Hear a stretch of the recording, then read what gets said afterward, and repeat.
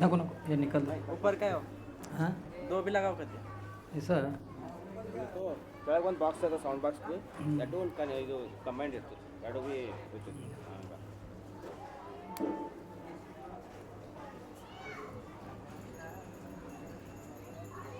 जय मंगलम जय नमः पार्वते शिव हर हर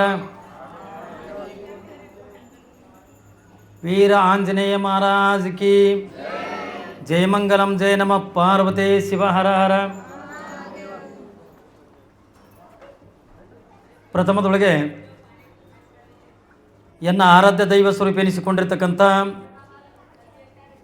ಹಾನಗಲ್ಲ ಗುರುಕುಮಾರ ಶಿವಯೋಗಿಗಳನ್ನು ಹೃದಯ ಮಂದಿರದೊಳಗೆ ಸ್ಮರಣೆ ಮಾಡಿಕೊಳ್ಳುತ್ತಾ ಗಡಿಗೌಡಗಾಮ ಗ್ರಾಮದ ಪರಮ ತಪಸ್ವಿಯಾಗಿರ್ತಕ್ಕಂಥ ಎನ್ನ ಆರಾಧ್ಯ ಸದ್ಗುರು ಹಾವಗಿಲಿಂಗೇಶ್ವರನನ್ನು ಹೃದಯ ಮಂದಿರದೊಳಗೆ ಸ್ಮರಣೆ ಮಾಡಿಕೊಳ್ಳುತ್ತಾ ಈ ಪರಮ ಪವಿತ್ರವಾಗಿರ್ತಕ್ಕಂಥ ಪುಣ್ಯಕ್ಷೇತ್ರದ ಒಡೆಯನಾಗಿ ನಿಮ್ಮೆಲ್ಲರ ಬಾಳಿನ ಜ್ಯೋತಿಯಾಗಿ ಬೇಡಿದವರಿಗೆ ಬೇಡಿದ ಇಷ್ಟಾರ್ಥಗಳನ್ನು ನೀಡತಕ್ಕಂಥ ಮಾರುತಿ ಆಂಜನೇಯನನ್ನು ಹೃದಯ ಮಂದಿರದೊಳಗೆ ಸ್ಮರಣೆ ಮಾಡಿಕೊಳ್ಳುತ್ತಾ ಇವತ್ತಿನ ಹನುಮಾನ ಜಯಂತಿಯ ಅಂಗವಾಗಿ ಹಮ್ಮಿಕೊಂಡಿರ್ತಕ್ಕಂಥ ಈ ಕಾರ್ಯಕ್ರಮದೊಳಗೆ ಪಾಲ್ಗೊಂಡಿರ್ತಕ್ಕಂಥ ಯಾವತ್ತೂ ಹೈದರಾಬಾದ್ ಪಟ್ಟಣದ ಸಮಸ್ತ ಎಲ್ಲ ನನ್ನ ಶರಣ ತಂದೆ ತಾಯಿಗಳೇ ಭಕ್ತಾದಿಗಳೇ ತಮ್ಮೆಲ್ಲರಿಗೆ ಅನಂತ ಶರಣಾರ್ಥಿಗಳು. ನನಗೆ ಹಿಂದಿ ಬರಲ್ಲ, ನಿಮಗೆಲ್ಲರಿಗೆ ಕನ್ನಡ ಬರ್ತಾವತ್ತಂದು ಮಾತಾಡ್ತೀನಿ. ಯಾಕಂದರೆ ಕರ್ನಾಟಕದವ್ರಿಗೆ ಅದಿರತ್ತೆ ಅನ್ನೋದು ಗೊತ್ತು. ಅದಕ್ಕೆ ನಿಮಗೆಲ್ಲ ಕನ್ನಡ ಬರ್ತಾವ ತಿಳ್ಕೊಂಡೆ ಕನ್ನಡದೊಳಗೆ ನಾನು ಮಾತಾಡ್ತೀನಿ. ಇವತ್ತು ವಿಶೇಷವಾಗಿರ್ತಕ್ಕಂಥ ಕಾರ್ಯಕ್ರಮ ಹನುಮ ಜಯಂತಿ. ಈ ಹನುಮಂತ ಯಾರು ಓತ್ ಅನ್ನೋದನ್ನು ಸುಮ್ಮ ಒಂದು ಮಾತಿನೊಳಗೆ ನಿಮಗೆ ಹೇಳಲಿಕ್ಕೆ ಅಂತ ಇಷ್ಟಪಡ್ತೀನಿ. ಲಂಕಾಕ್ಕೆ ಸೇತುವೆ ಕಟ್ತಿದ್ರು, ಸುಮ್ಮನೆ ಕಲ್ಪನಾ ಇರಲಿ ನಿಮಗೆ. ರಾವಣ ಸೀತೆಯನ್ನು ತನ್ನ ಲಂಕಾ ರಾಜ್ಯಕ್ಕೆ ಅಂದ ಒಯ್ದ ಬಳಕ ಸೀತೆಯನ್ನು ಕರ್ಕೊಂಡು ಬರಬೇಕಾದ್ರೆ ಆ ಸಮುದ್ರದೊಳಗಿಂದ ಸೇತುವೆ ಅನ್ನತಕ್ಕಂಥದ್ದನ್ನು ಕಟ್ತಿದ್ರು.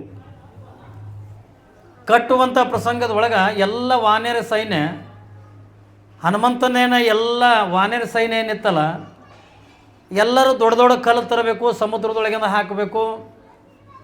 ಹಿಂಗೆ ಸೇತುವೆ ಅನ್ನತಕ್ಕಂಥ ನಿರ್ಮಾಣ ಮಾಡತಕ್ಕಂಥ ಪ್ರಸಂಗದೊಳಗೆ ಹನುಮಂತ ಮಾತ್ರ ಏನು ಮಾಡ್ತಿದ್ನು ಅಂತಕೊಂಡ ಕೇಳಿದ್ರೆ ದೊಡ್ಡ ದೊಡ್ಡ ಕಲ್ಲು ಬಂಡಿ ಒಳಗೆ ಅದರ ಮೇಲೆ ಜೈ ಶ್ರೀರಾಮ್ ಅಂತಕೊಂಡೊಂದು ಬರೆದು ಆ ಕಲ್ಲನ್ನು ಸಮುದ್ರದೊಳಗಿಂದ ಒಗಿತಿದ್ದ.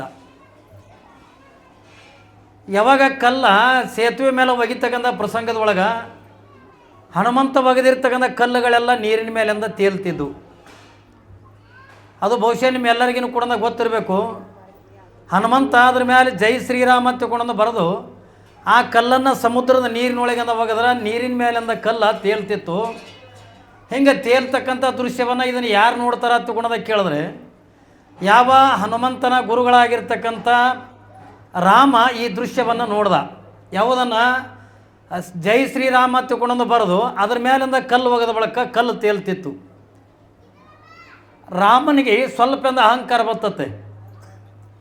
ನನ್ನ ಶಿಷ್ಯನಾಗಿರ್ತಕ್ಕಂಥ ಹನುಮಂತ ಇವತ್ತು ಆ ಕಲ್ಲಿನ ಮೇಲಿಂದ ನನ್ನ ಹೆಸರು ಬರೆದು ಒಗೆದ್ರೆ ಕಲ್ಲ ನೀರಿನ ಮೇಲೆ ತೇಲ್ತವ ತಿಳ್ಕೊಂಡಾಗ ಬರೀ ನನ್ನ ಹೆಸರಿನ ಮೇಲಿಂದ ಆಟ ತಾಕತ್ತಿರತಕ್ಕಂಥ ಪ್ರಸಂಗದೊಳಗೆ ಈಗ ನಾನು ಅಪ್ಪಿತಪ್ಪಿಂದ ನನ್ನ ಹೆಸರನ್ನೇ ನಾನು ಕಲ್ಲಿನ ಮೇಗಿಂದ ಒಗದಿನಿ ಎತ್ತಿಕೊಂಡಂದ್ರೆ ಬಹುಶಃ ಅಂತರ್ಲೆ ಹಾರಾಡ್ತಿರ್ಬೇಕು ಅತ್ತಿಕೊಂಡು ಅನ್ನೋದು ರಾಮನ ತಲೆಯಾಗಿಂದ ಬರ್ತತೆ. ಹನುಮಂತ ಅವನಲ್ಲಿಂದ ರಾಮನ ಮೇಲಿಂದ ಅಪಾರವಾಗಿರ್ತಕ್ಕಂಥ ಭಕ್ತಿ, ಅಪಾರವಾಗಿರ್ತಕ್ಕಂಥ ನಂಬಿಕೆ. ಯಾವ ಹನುಮಂತನಿಗೆ ಮಂತ್ರ ಯಾವುದಾಗಿತ್ತು ಅತ್ತುಕೊಂಡ ಕೇಳಿದ್ರೆ ಜೈ ಶ್ರೀರಾಮ್ ಅಂತಕ್ಕಂಥದ್ದೇ ಒಂದು ಮಂತ್ರ ಮಾಡಿಕೊಂಡಿದ್ದ. ಹೆಂಗೆ ಹಿಂದೆ ಸಾಯಿಬಾಬಾ ಹತ್ತುಕೊಂಡಿದ್ದೆ ನಿಮ್ಗೆ ಎಲ್ಲರಿಗೂ ಕೂಡ ಗೊತ್ತದೆ. ಶಿರಡಿ ಸಾಯಿಬಾಬಾ ಅವ ಒಂದು ಮಂತ್ರ ಮಾಡ್ಕೊಂಡಿದ್ದ. ಉಳಿದಿರ್ತಕ್ಕಂಥ ಯಾವ ರುದ್ರ ಕಲಿಯಲಿಲ್ಲ, ಅಂಥ ಇಂಥ ಮಂತ್ರಗಳನ್ನು ಕಲಿಯಲಿಲ್ಲ. ಯಾವಾಗ ಒಂದು ಮಂತ್ರ ಮಾಡಿಕೊಂಡಿದ್ದ, ಏನಂತ ಮಂತ್ರ ಮಾಡ್ಕೊಂಡಿದ್ದ ಅಂತಂದ್ರೆ ಸಬಕಾ ಮಾಲಿಕ್ ಏಕಾಯ ತಗೊಂಡು ಒಂದೇ ಒಂದು ಮಂತ್ರ. ಯಾರು ಶಿರಡಿ ಸಾಯಿಬಾಬಾ ಹೆಂಗೆ ಸಬಕಾ ಮಾಲಿಕ್ ಏಕಾಯ ತಗೊಂಡು ಅದು ಒಂದು ಮಂತ್ರ ಹೆಂಗೆ ಮಾಡ್ಕೊಂಡಿದ್ನೋ ಹಂಗೆ ಹನುಮಂತ ಜೈ ಶ್ರೀರಾಮ ಅಂತಕ್ಕಂಥ ಮಂತ್ರ ಯಾರು ಹನುಮಂತ ಮಾಡಿಕೊಂಡಿದ್ದ. ರಾಮನನ್ನು ದೇವರ ರೂಪದೊಳಗೆ, ರಾಮನನ್ನು ಗುರುವಿನ ರೂಪದೊಳಗೆ ಏನ್ರಿ ರಾಮ ಹನುಮಂತನಿಗೆ ಅಂದ ಸರ್ವಸ್ವಿ ಆಗಿದ್ದ. ಅದಕ್ಕೆ ಅವ ಬರೆದಿರ್ತಕ್ಕಂಥ ಕಲ್ಲುಗಳೆಲ್ಲ ನೀರಿನ ಮೇಲಿಂದ ತೇಲ್ತಿದ್ದು. ಅವಾಗ ರಾಮ ವಿಚಾರ ಮಾಡ್ತಾನೆ, ನನ್ನ ಶಿಷ್ಯನಾಗಿರ್ತಕ್ಕಂಥ ಹನುಮಂತನೇ ನನ್ನ ಹೆಸರು ಬರೆದಂದ ನೀರಾಗಿಂದ ಬಿಟ್ರ ಆ ಕಲ್ಲಿನ ಮೇಲಿಂದ ನೀರಿನ ಮೇಲಿಂದ ಅದು ಕಲ್ಲು ತೇಲ್ತವ ತಿಳ್ಕೊಂಡಾಗ ನನ್ನ ಹೆಸರಿಂದ ನಾನೇ ಬರೆದಂದ ಬಿಟ್ಟರೆ ಬಹುಶಃ ಅಂತರ್ಲೆ ಹಾರಾಡ್ತಿರ್ಬೇಕು ಕಲ್ಲು ತಿಳ್ಕೊಂಡಂದು. ಯಾವಾಗ ರಾಮ ಏನು ಮಾಡ್ತಾನೆ ತಗೊಂಡು ಕೇಳಿದ್ರೆ ಒಂದು ಕಲ್ಲಿನ ಮೇಲಿಂದ ತನ್ನ ಹೆಸರನ್ನು ತಗೊಂಡು ಬರೆದು ಅದನ್ನು ನೀರಿನ ಮೇಲಿಂದ ಒಗೆದ್ರೆ ರಾಮ ಬರೆದು ಒಗೆದಿರ್ತಕ್ಕಂಥ ಕಲ್ಲ ನೀರೊಳಗೆ ಮುಣಿಗೋಯ್ತು. ಯಾಕೆ ಮುಣಿಗೋಯ್ತು ಅಂತ ತಿಳ್ಕೊಂಡ್ರೆ ರಾಮನ ಬಳಿ ನಾ ಅನ್ನೋದು ಬಂದಿತ್ತು. ಹನುಮಂತನಿಕಿತ ಯಾಕಂದ್ರೆ ಹನುಮಂತನ ಗುರು ನಾನು ಅಂತ ತಿಳ್ಕೊಂಡಾಗ ಅವನಿಗೆ ನಾ ಶ್ರೇಷ್ಠ ಅದೀನಿ, ನನ್ನ ಹೆಸರನ್ನೇ ನಾ ಬರೆದು ಒಗೆದ್ರೆ ಅದು ಅಂತಲ್ಲೇ ತೇಲ್ತದ ತಿಳ್ಕೊಂಡಂಥ ಭಾವನೆ ಏನು ಬಂತಲ್ಲ. ಆದ್ರೆ ಹನುಮಂತನ ಬಳಿ ನಾ ಅನ್ನೋದು ಇದ್ದಿದ್ದಿಲ್ಲ. ಯಾಕೆ ಇವತ್ತು ಇಡೀ ಜಗತ್ತಿಂದ ಹನುಮಂತನನ್ನು ಪೂಜೆ ಮಾಡ್ತಾರೆ, ಯಾಕೆ ಆರಾಧನೆ ಮಾಡ್ತಾರೆ ತಗೊಂಡು ಕೇಳಿದ್ರೆ ಇವತ್ತು ಅವನಲ್ಲಿರ್ತಕ್ಕಂಥ ಭಕ್ತಿ, ಅವನಲ್ಲಿರ್ತಕ್ಕಂಥ ಶ್ರದ್ಧೆ, ಹನುಮಂತನಲ್ಲಿ ಇರ್ತಕ್ಕಂಥ ಯಾವ ಶಕ್ತಿ ಸಾಮರ್ಥ್ಯ ರಾಮನಿಗಿಂತಲೂ ಕೂಡ ಶ್ರೇಷ್ಠವಾಗಿರ್ತಕ್ಕಂಥದ್ದು. ಅಂತ ಯಾವ ಹನುಮಂತನ ಜಯಂತಿ ಇವತ್ತು ಯಾಕೆ ಅಪಾರವಾಗಿರ್ತಕ್ಕಂಥ ಶಕ್ತಿ ಪ್ರತಿಯೊಂದು ಊರಿಗೆ ಆಗಲಿ ಏನ್ರಿ ಊರಿಗೆ ಒಂದೊಂದು ಹನುಮಂತೇವ್ರ ಗುಡಿ ಅಂತಕ್ಕಂಥದ್ದು ಅದು ಯಾವುದೇ ಊರು ಇರ್ಲಕ್ಕ. ಯಾಕೆ ತಗೊಂಡಂತ ಕೇಳಿದ್ರೆ ನಮ್ಮನ್ನು ಊರು ಹೊರಗೆ ನಿಂತ್ಕೊಂಡ ನಮ್ಮನ್ನು ಸಂರಕ್ಷಣೆ ಮಾಡ್ತಕ್ಕಂಥವನೇ ಹನುಮಂತ ತಿಳ್ಕೊಂಡು ಅನ್ನೋದನ್ನು ನಾವೆಲ್ಲರಿಗೂ ಕೂಡ ಕಲ್ಪನೆ ಇದೆ. ಊರಿತ್ತವರಿಂದ ಒಂದು ಹನುಮಂತೇವ್ರ ಗುಡಿ ಅಂತಕ್ಕಂಥದ್ದು ಕಟ್ಟಿಸ್ತಾರೆ. ತನ್ನಿಮಿತ್ತವಾಗಿ ಇವತ್ತು ನಮ್ಮನ್ನು ಕಾಪಾಡ್ತಕ್ಕಂಥ ಶಕ್ತಿ ಇರ್ತಕ್ಕಂಥ ಹನುಮಂತನ ಜಯಂತಿ. ಆದರೆ ಒಂದು ಇಲ್ಲಿ ಹನುಮಂತನಿಂದ ನಾವು ಏನು ತಿಳ್ಕೊಬೇಕಾಗ್ಯದ ತಗೊಂಡ ಕೇಳಿದ್ರೆ ಹನುಮಂತನ ಬಳಿ ಅಷ್ಟು ಶಕ್ತಿ ಸಾಮರ್ಥ್ಯ ಏನೆಲ್ಲವೂ ಕೂಡ ಇತ್ತು. ಆದ್ರೆ ಒಂದೇ ಅವನ ಹತ್ರ ಇದ್ದಿದ್ದಿಲ್ಲ ತಗೊಂಡ ಕೇಳಿದ್ರೆ ಹನುಮಂತನ ಬಳಿ ನಾ ಅಂತಕ್ಕಂಥದ್ದು ಯಾವುದು ಕೂಡ ಇದ್ದಿದ್ದಿಲ್ಲ. ಯಾಕಂದ್ರೆ ಅವನಲ್ಲಿ ಮಂತ್ರಶಕ್ತಿ ಇದೆ, ತಪಸ್ಸಿನ ಶಕ್ತಿ ಇದೆ, ಏನೆಲ್ಲ ಇರ್ಲಿಕ್ಕಾಗಿನೂ ಕೂಡ ಹನುಮಂತನಿಗೆ ನಾ ಅಂತಕ್ಕಂಥದ್ದು ಬರಲಿಲ್ಲ. ಇದರಿಂದ ನಾವು ಏನು ಅರ್ಥ ಮಾಡ್ಕೋಬೇಕಂತಕೊಂಡು ಕೇಳಿದ್ರೆ ಬದುಕಿನೊಳಗೆ ನಾನು ಅನ್ನುವಂಥದ್ದು, ನಾನು ನಂದು ನನ್ನಿಂದಲೇ ತಿಳ್ಕೊಂಡಂಥ ಏನು ಭಾವನೆಗಳನ್ನು ನಾವೇನು ತಲೆಗಿಂದ ಇಟ್ಕೊಂಡಿರ್ತೀವಲ್ಲ, ನಾವು ಏಸ್ ಕಾಲಕ್ಕೂ ಕೂಡ ಬದುಕಿನೊಳಗಿಂದ ಬೆಳೀಲಿಕ್ಕೆ ಅಂದ ಆಗಂಗಿಲ್ಲ. ನಾವು ಒಂದನ್ನು ತಿಳ್ಕೋಬೇಕು, ಎಲ್ಲವೂ ಕೂಡ ಭಗವಂತನಿಂದ. ನಮ್ಮಲ್ಲಿ ಕರ್ನಾಟಕದೊಳಗಿಂದ ಜೇಡರ ದಾಶಿಮಾರಿ ಎತ್ತುಕೊಂಡ ಆಗಿವಾದರು. ಕಲ್ಪನೆ ಇರಲಿ ನಿಮಗೆ, ಜೇಡರ ದಾಶಿಮಾರಿ ಎತ್ತುಕೊಂಡಂದ್ರೆ ಒಬ್ಬರು ಶರಣರಾಗಿ ಅಂದ ಹೋದರು. ಅವರು ಒಂದು ವಚನ ತಗೊಂಡು ಭಾಳ ಚೆನ್ನಾಗಿ ಅಂದ ಬರೀತಾರೆ. ಯಾಕಂದರೆ ಈ ಭೂಮಿ ಮೇಲಿಂದ ಹುಟ್ಟದ ಬಳಕ ಎಲ್ಲವೂ ಕೂಡ ನಾನು ನಂದು ನನ್ನಿಂದಲೇ ಎತ್ತುಕೊಂಡು ನಾವೇನು ಅಂತೀವಲ್ಲ, ಆದರೆ ಶರಣರ ದೃಷ್ಟಿಯೊಳಗೆ ಇದು ಯಾವುದು ಕೂಡ ನಮ್ಮದು ಅಲ್ಲ, ಏನ್ರಿ ಇನ್ನೊಬ್ಬರದು ಕೂಡ ಅಲ್ಲ. ಹಾಗಾದರೆ ಇದು ಯಾರ್ದು ಗೊತ್ತು ಕೂಡ ಕೇಳಿದ್ರೆ ಜೇಡರ ದಾಶಿಮಾರಿ ಅಂತ ಹೇಳ್ತಾರೆ. ಎಳೆ ನಿಮ್ಮ ದಾನ, ಬೆಳೆ ನಿಮ್ಮ ದಾನ, ಸುಳಿದು ಸೂಸುವ ಗಾಳಿ ನಿಮ್ಮ ದಾನ, ಎತ್ತು ನಿಮ್ಮ ದಾನ, ಬಿತ್ತು ನಿಮ್ಮ ದಾನ, ನಿಮ್ಮ ದಾನವನ್ನುಂಡು ಅನ್ಯರ ಹೊಗಳುವ ಕುನ್ನಿಗಳೇ ನಂಬಿ ರಾಮನಾಥ ಹತ್ತುಕೊಂಡಿರ್ತಾರೆ. ಅಂದ್ರೆ ಈ ವಚನದ ಅರ್ಥ ಏನು ಒತ್ತುಕೊಂಡದ ಕೇಳಿದ್ರೆ ಜೀವನದ ಒಳಗೆ ಎಲ್ಲದಕ್ಕೂ ಕೂಡ ನಂದು ನಂದು ನಂದು ಒತ್ತುಕೊಂಡೇನಂತೀವಲ್ಲ, ಶರಣರ ದೃಷ್ಟಿಯೊಳಗೆ ಏನಂತಾರೆ ಅವರು, ಹುಚ್ಚಪ್ಪ ನಿಂದು ಅನ್ನುವಂಥದ್ದು ಈ ಭೂಮಿ ಮೇಲಿಂದ ಯಾವುದು ಕೂಡ ಇಲ್ಲ. ನಾನು ಹತ್ತುಕೊಂಡನ್ನುವಂಥದ್ದು ಹೇಳಿಕೊಳ್ತಕ್ಕಂಥದ್ದು ಯಾವುದನ್ನು ಕೂಡ ನೀವು ತಂದಿರ್ತಕ್ಕಂಥದ್ದಲ್ಲ. ಅದಕ್ಕಾಗಿ ಹೇಳ್ತಾರೆ ಇದು ಎಲ್ಲವೂ ಕೂಡ ಯಾರು ಕೊಟ್ಟಿದ್ದು ಹತ್ತುಕೊಂಡದ ಕೇಳಿದ್ರೆ ಆ ಭಗವಂತ ಕೊಟ್ಟಿರ್ತಕ್ಕಂಥ ಕೊಡುಗೆ ಅದೇ. ಅವ್ರು ಹೇಳ್ತಾರೆ ಎಳೆ ನಿಮ್ಮ ದಾನ, ಬೆಳೆ ನಿಮ್ಮ ದಾನ, ಸುಳಿದು ಸೂಸುವ ಗಾಳಿ ನಿಮ್ಮ ದಾನ, ನಿಮ್ಮ ದಾನವನ್ನುಂಡು ಅನ್ಯರ ಹೊಗಳುವ ಕೂನಿಗಳೇ ನಂಬಿ ರಾಮನಾಥ. ಅಂದ್ರೆ ಇದು ಎಲ್ಲವೂ ಕೂಡ ಕೊಟ್ಟಿರ್ತಕ್ಕಂಥ ಯಾರು ಹೊತ್ತುಕೊಂಡದ ಕೇಳಿದ್ರೆ ಭಗವಂತ ಏನು ಕೊಟ್ಟಾನ. ಬಹುಶಃ ನೀವೆಲ್ಲರೂ ಕೂಡ ಪ್ರಶ್ನೆ ಮಾಡಬಹುದು, ದೇವ್ರು ನಮಗಿಂದ ಏನು ಕೊಟ್ಟಾನ್ರಿ, ಹನುಮಂತ ಏನು ಕೊಟ್ಟಾನ, ಪರಮಾತ್ಮ ನಮಗೆ ಏನು ಕೊಟ್ಟಾನ ಹತ್ತುಕೊಂಡದ ಕೇಳಿದ್ರೆ ಏನು ಕೊಟ್ಟಿಲ್ಲ ಹತ್ತುಕೊಂಡನಂಥ ಪ್ರಶ್ನೆ ಬರ್ತದೆ. ಇವತ್ತು ಭೂಮಿ ಕೊಟ್ಟಿರ್ತಕ್ಕಂಥವನೇ ಪರಮಾತ್ಮ. ಏನ್ರಿ ಅನ್ನ ನೀರು ಗಾಳಿ ಉಸಿರಾಡ್ಲಿಕ್ಕಿಂತ ಗಾಳಿ ಕೊಟ್ಟಿರ್ತಕ್ಕಂಥವನು ಪರಮಾತ್ಮ. ಜೀವನದ ಒಳಗೆ ನಾವು ಇವತ್ತೆಲ್ಲ ಏನು ಈ ಸೃಷ್ಟಿಯನ್ನು ತಗೊಂಡು ನಾವು ನೋಡಕತ್ತೀವಲ್ಲ, ಇವತ್ತೇನು ಈ ಸುಖ ಭಾಗ್ಯ ಅಂತ ನಾವು ಏನು ಪಡೀಲಿಕ್ಕತ್ತೀವಲ್ಲ, ಇದು ಎಲ್ಲ ಕೊಟ್ಟಿರ್ತಕ್ಕಂಥವ್ರು ಯಾರು ಹೊತ್ತುಕೊಂಡದ ಕೇಳಿದ್ರೆ ಭಗವಂತನನ್ನು ಬಿಟ್ಟರೆ ಮತ್ತು ನಮ್ಗೆ ಯಾರಿಗೂ ಕೂಡ ಕೊಟ್ಟಿಲ್ಲ. ಪುಣ್ಯಾತ್ಮರ ಒಂದು ಕಲ್ಪನೆ ಇರಲಿ ನಮ್ಗೆ, ಏನು ಹೊತ್ತುಕೊಂಡದ ಕೇಳಿದ್ರೆ ಇದು ಅಪರೂಪವಾಗಿರ್ತಕ್ಕಂಥ ಮನುಷ್ಯ ಜನ್ಮ, ಇದು ಶ್ರೇಷ್ಠವಾಗಿರ್ತಕ್ಕಂಥ ಮನುಷ್ಯ ಜನ್ಮ. ನಾವೆಲ್ಲ ಒಂದು ಅರ್ಥ ಮಾಡ್ಕೋಬೇಕು. ಯಾವುದನ್ನು ನಾವೆಲ್ಲ ಹಿಂದೆ ನಾವು ಈ ಭೂಮಿಗೆಂದ ಬರೋದಕ್ಕಿಂತ ಮುಂಚಿತವಾಗಿ ನಾವು ತಾಯಿ ಗರ್ಭದೊಳಗಿರ್ತಕ್ಕಂಥ ಪ್ರಸಂಗದೊಳಗೆ ನಾವು 8 ತಿಂಗಳಿಂದ ತಾಯಿ ಗರ್ಭದೊಳಗೆ ಏನಿರ್ತೀವಲ್ಲ, ಇದು ವಿಶೇಷವಾಗಿರ್ತಕ್ಕಂಥ ಅಪರೂಪವಾಗಿರ್ತಕ್ಕಂಥ ಶ್ರೇಷ್ಠವಾಗಿರ್ತಕ್ಕಂಥ ಮನುಷ್ಯ ಜನ್ಮ ಅನ್ನತಕ್ಕಂಥ ಕೊಟ್ಟು ಈ ಭೂಮಿಗೆ ನನ್ನನ್ನು ಕಳಿಸ್ಲಿಕ್ಕತ್ತಿಯಲ್ಲ, ನಾನು ಈ ಭೂಮಿಗಿಂದ ಹೋದ ಬಳಕ ಏನ್ರಿ ನಾ ಈ ಭೂಲೋಕಕ್ಕಿಂದ ಹೋದ ಬಳಕ ಇನ್ನಿತರ ಜೀವಿಗಳಿಂದ ಜೀವನ ಕಳೆದಂಗೆ ನಾನು ಕಳೆಯಂಗಿಲ್ಲ. ಹಾಗಾದ್ರೆ ನಾನು ಹೆಂಗೆ ಜೀವನ ಕಳಿತೀನಿ ತಗೊಂಡಂತ ಕೇಳಿದ್ರೆ, ನಿನ್ನ ಆರಾಧನೆಯನ್ನು ಮಾಡ್ತೀನಿ, ನಿನ್ನ ನಾಮಸ್ಮರಣೆ ಮಾಡ್ತೀನಿ, ಏನ್ರಿ ನಿನ್ನ ಪೂಜೆ ಪುನಸ್ಕಾರಾದಿಗಳನ್ನು ಮಾಡ್ತೀನಿ. ಅಟ್ಟಿ ಅಲ್ಲ, ದಾನ ಧರ್ಮ ಪರೋಪಕಾರ ಅಂತಕ್ಕಂಥ ಮಾಡಿ ಆ ಪುಣ್ಯ ಅನ್ನತಕ್ಕಂಥ ಗಂಟನ್ನು ಕಟ್ಕೊಂಡು ಕೊನೆಗೆ ನಿನ್ನ ಪಾದಕ್ಕೆ ಬರ್ತೀನಿ. ಇದು ಸತ್ಯ, ಇದು ಸತ್ಯ, ಇದು ಸತ್ಯ ಅಂತ ತಿಳ್ಕೊಂಡು ನಾವೆಲ್ಲ ಪರಮಾತ್ಮನ ಪಾದ ಮುಟ್ಟಿಯನ್ನು ಹಾನಿ ಮಾಡಿ ಬಂದೀವಿ. ನಮಗೆ ಯಾರಿಗೂ ಕೂಡ ನೆನಪಿಲ್ಲ. ಯಾರಿಗಾರು ನೆನಪದನ್ರಿ? ಯಾರಿಗೂ ಕೂಡ ನೆನಪಿಲ್ಲ. ನಾವು ಭಗವಂತನ ಪಾದ ಮುಟ್ಟಿಯನ್ನು ಹಾನಿ ಮಾಡಿ ಬಂದೀವಿ. ಏನು ಹಾನಿ ಮಾಡಿ ಬಂದೀವಿ ಅಂತ ತಿಳ್ಕೊಂಡು ನಾ ಹೇಳಿದ್ನಲ್ಲಿ ಮಗ, ನಾನು ಈ ಭೂಮಿ ಮೇಲಿಂದ ಹೋದ ಬಳಕ ಇನ್ನಿತರ ಜೀವಿ ಸದಾಕಾಲ ನಿನ್ನ ಧ್ಯಾನ ಮಾಡ್ತೀನಿ, ನಿನ್ನ ಆರಾಧನೆ ಮಾಡ್ತೀನಿ, ನಿನ್ನ ಪೂಜೆ ಪುನಸ್ಕಾರಾದಿಗಳನ್ನು ಮಾಡಿ ದಾನ ಧರ್ಮಾದಿಗಳನ್ನು ಮಾಡಿ ನಾವು ಜೀವನದ ಒಳಗಿಂದ ನಾವು ಒಂದು ಗಂಟನ್ನು ಕಟ್ಕೊಂಡು ಹೋಗ್ಬೇಕಾಗ್ತದೆ. ನಾವು ಹೆಂಗೆ ಬಂದೀವಿ ಹಾಗೆ ಹೋದ್ರಿಂದ ಈ ಮನುಷ್ಯನ ಬದುಕಿಗೆ ಅಂದ ಕಿಮ್ಮತ್ತಿರಂಗಿಲ್ಲ. ಹಾಗಾದ್ರೆ ನಾವು ಹೆಂಗೆ ಹೋಗ್ಬೇಕಾಗ್ಯದ ತಿಳ್ಕೊಂಡದ ಕೇಳಿದ್ರೆ, ಬರುವಾಗೇನೋ ಖಾಲಿಗೈಲಿ ನಾವು ಬಂದೀವಿ ಏನ್ರಿ. ಬರುವಂಥ ಪ್ರಸಂಗದೊಳಗೆ ಯಾರು ಆಸ್ತಿ ತಂದಿಲ್ಲ, ಯಾರು ರೊಕ್ಕ ತಂದಿಲ್ಲ, ಯಾರು ರೂಪಾಯಿ ತಂದಿಲ್ಲ, ಯಾರು ಬಿಲ್ಡಿಂಗ್ ಕಟ್ಕೊಂಡು ಬಂದಿಲ್ಲ, ನಾವು ಯಾರು ಕೂಡ ಏನನ್ನು ಕೂಡ ತಂದಿಲ್ಲ.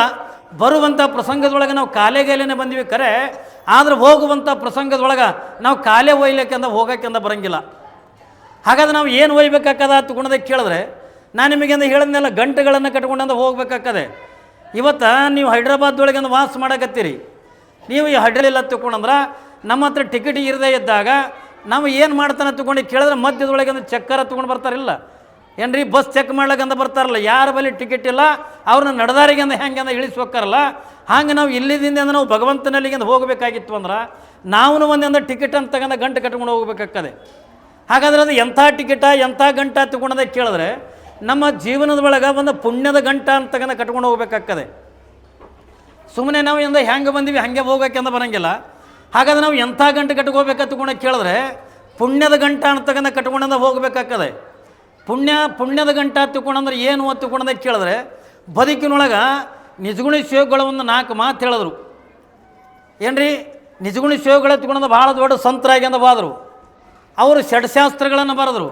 ಅವರು ಮನುಷ್ಯ ಮಾನವ ಮಹಾದೇವನಾಗಲಿಕ್ಕೆ ಅಂತ ಬಂದಿರತಕ್ಕಂಥ ಭೂಮಿಗೆ ನಾವು ಸುಮ್ಮನೆ ಬಂದಿರತಕ್ಕಂಥವರಲ್ಲ. ಹಾಗಾದ್ರೆ ನಾವು ಈ ಭೂಮಿಗೆ ನಾವು ಎದಕ್ಕೆ ಬಂದಿವಿ ಅಂತ ತಿಳ್ಕೊಂಡಂತ ಕೇಳಿದ್ರೆ, ನಾವು ದೇವರಾಗಲಿಕ್ಕೆ ಅಂತ ಬಂದಿರತಕ್ಕಂಥವ್ರು. ಭಗವಂತನ ಧ್ಯಾನ ಮಾಡಿ ಪರಮಾತ್ಮನ ಆರಾಧನೆ ಮಾಡಿ ಸ್ವತಃ ನಾವೇ ದೇವರಾಗಲಿಕ್ಕೆ ಅಂತ ಬಂದಿರತಕ್ಕಂಥವ್ರು. ನಿಮಗೆಲ್ಲ ಗೊತ್ತದೆ, 12ನೇ ಶತಮಾನದೊಳಗಿಂದ ಬಸವಣ್ಣವರಾಗೆಂದು ಅವರು ನಮ್ಮ ನಿಮ್ಮ ಆಗಿನ ತಾಯಿ ಗರ್ಭದೊಳಗಿಂದ ಹುಟ್ಟಿ ಬಂದರು. ನಮ್ಮ ನಿಮ್ಮ ಆಗಿನಿಂದ ಏನ್ರಿ ಮದುವೆಯನ್ನು ತಗೊಂಡು ಮಾಡಿಕೊಂಡ್ರು, ಮಕ್ಕಳು ನಡೆದ್ರು. ಏನೆಲ್ಲ ಇದ್ರೂ ಕೂಡ ಜಗತ್ತಿಗೆ ಹೆಂಗೆ ಬಸವಣ್ಣವರಿಂದ ಜಗತ್ತಿಗಂದ ದೇವರಾಗೆಂದ ಬಾದರು. ಹೌದಲ್ರಿ? ನಾವು ಈ ಭೂಮಿಗೆ ಬಂದಿದ್ದು ಸುಮ್ಮನೆ ಬಂದಿರತಕ್ಕಂಥವ್ರಲ್ಲ. ನಾವು ಕೂಡ ದೇವರಾಗಕ್ಕೆ ಬಂದಿರತಕ್ಕಂಥವ್ರು, ನಾವು ಶರಣರಾಗಕ್ಕೆ ಬಂದಿರತಕ್ಕಂಥವ್ರು, ನಾವು ಕೂಡ ಮಹಾತ್ಮರಾಗಲಿಕ್ಕೆ ಅಂತ ಬಂದಿರತಕ್ಕಂಥವ್ರು. ಹಾಗಾದ್ರೆ ನಾವೆಲ್ಲ ಮಹಾತ್ಮರಾಗಬೇಕು, ನಾವೆಲ್ಲ ಶರಣರಾಗಬೇಕಾಗಿತ್ತು ಅಂತಂದರೆ ನಿಜಗುಣ ಶಿವಗುಣದಿಂದ ಒಂದು 5 ಮಾತುಗಳನ್ನು ಏನ್ರಿ ಇವತ್ತಿನ ದಿವಸ ನಿಮಗೆಂದ ಹೇಳಿಕೆ ಇಷ್ಟಪಡ್ತೀನಿ. ಏನು 5 ಮಾತು? ನೀವೆಲ್ಲ ಶರಣರಾಗಬೇಕಲ್ಲ, ನೀವೆಲ್ಲ ದೇವರಾಗಬೇಕಲ್ಲ, ನೀವೆಲ್ಲ ಮಹಾತ್ಮರಾಗಬೇಕಾಗಿತ್ತು ಅಂತ ತಿಳ್ಕೊಂಡ್ರೆ ನಿಜಗುಣ ಶಿವಗುಣದೊಂದು 5 ಮಾತುಗಳು ನಿಮ್ಮ ಜೀವನದೊಳಗಿಂದ ಅಳವಡಿಸ್ಕೋರಿ. ಅವ್ರು ಹೇಳಿರ್ತಕ್ಕಂಥ ಮಾತುಗಳನ್ನು ಇವ್ರು ರೊಕ್ಕ ಕೊಟ್ಟಂತ ಖರೀದಿ ತರ್ತಕ್ಕಂಥವಲ್ಲ. ಏನು ಅವ್ರು ಹೇಳಿರ್ತಕ್ಕಂಥ ಮಾತುಗಳನ್ನು ಎಲ್ಲರಿಂದ ಪಾದಯಾತ್ರಕ್ಕೆ ಹೋಗಿ ಏನ್ರಿ ಕೋಟಿಗಟ್ಟಲೆಂದ ಖರ್ಚು ಮಾಡಿ ಬಂದರೆ ಇದು ಬರ್ತದೆ ಅನ್ನೋ ತಗೊಂಡಲ್ಲ. ಏನೂ ಮಾಡೋದು ಬೇಕಾಗಿಲ್ಲ. ಅವ್ರು ಹೇಳ್ತಾರೆ ಒಂದು 5 ಮಾತು. ಶ್ರೀ ಗುರು ವಚನೋಪದೇಶವನ್ನಾಲಿಸಿದಾಗಳಹುದು ನರರಿಗೆ ಮುಕುತಿ, ದುರಿತ ಕರ್ಮವನ್ನೊಲ್ಲದಿರು, ಪುಣ್ಯವನ್ನೇ ಮಾಡು, ಶಾಂತರೊಡನಾಡು, ಹರನಡಿ ಬಿಡಿ. ಇವು 5 ಮಾತುಗಳನ್ನು ನಿಜಗುಣ ಶಿವಗಳಿಂದ ಭಾಳ ಕಿಮ್ಮತ್ತಿನ ಮಾತುಗಳನ್ನು ಹೇಳ್ತಾರೆ. ಏನು ಹೇಳ್ತಾರೆ ಅವರು? ಅಪ್ಪ ನೀನು ದೇವರಾಗಬೇಕಾಗಿತ್ತು ಅಂದ್ರೆ, ನೀನೊಬ್ಬ ಶರಣನಾಗಬೇಕಾಗಿತ್ತು ಅಂತಂದ್ರೆ ಈ 5 ಮಾತುಗಳನ್ನ ಪಾಲನೆ ಮಾಡು. ಮೊದಲನೇದೇವದು ಅವ್ರು ಹೇಳ್ತಾರೆ, ಶ್ರೀ ಗುರು ವಚನೋಪದೇಶವನ್ನಾಲಿಸಿದಾಗಳಹುದು ನರರಿಗೆ ಮುಕುತಿ. ಯಾವನಿಗೆಂದ ಸುಖ ಸಿಗ್ತದೆ, ಯಾವನಿಗೆ ಮುಕ್ತಿ ಸಿಗ್ತದೆ ತಿಳ್ಕೊಂಡ ಕೇಳಿದ್ರೆ, ಯಾವ ನಿತ್ಯನೂ ಕೂಡ ಗುರುವಿನ ವಚನವನ್ನು ಯಾವ ಪಾಲನೆ ಮಾಡ್ತಾನೋ, ಯಾವ ಗುರುವಿನ ಆಶ್ರಯದೊಳಗಂದ ಇರ್ತಾನೋ, ಯಾವ ದಿನನಿತ್ಯನೂ ಕೂಡ ಆ ಗುರು ಹೇಳಿರ್ತಕ್ಕಂಥ ಜ್ಞಾನವನ್ನು ಯಾವ ಸಂಪಾದನೆ ಮಾಡ್ತಾನೋ, ಯಾವ ಗುರುವಿನ ಸೇವೆಯನ್ನು ಮನಮುಟ್ಟಿ ಮಾಡ್ತಾನೋ ಅವನಿಗೆ ಮಾತ್ರ ಏನ್ರಿ ಅವನಿಗೆ ಮಾತ್ರ ಮುಕ್ತಿ ಸಿಗ್ತದೆ. ಅವ ಮಾತ್ರ ದೇವರಾಗಲಿಕ್ಕೆ ಸಾಧ್ಯ. ಅದು ಯಾರು ದೇವರಾಗಲಿಕ್ಕೆ ಸಾಧ್ಯ? ಯಾವ ಗುರುವಿನ ಸೇವೆ ಮಾಡ್ತಾನೆ, ಯಾವ ಗುರುವಿನ ವಚನವನ್ನು ಪಾಲ್ಗ ನಾವು 2 ಗಂಟನ್ನು ಕಟ್ಕೊಂಡು ಹೋಗಬೇಕು. ಒಂದು ಪುಣ್ಯದ ಗಂಟ, ಇನ್ನೊಂದು ಜ್ಞಾನದ ಗಂಟ.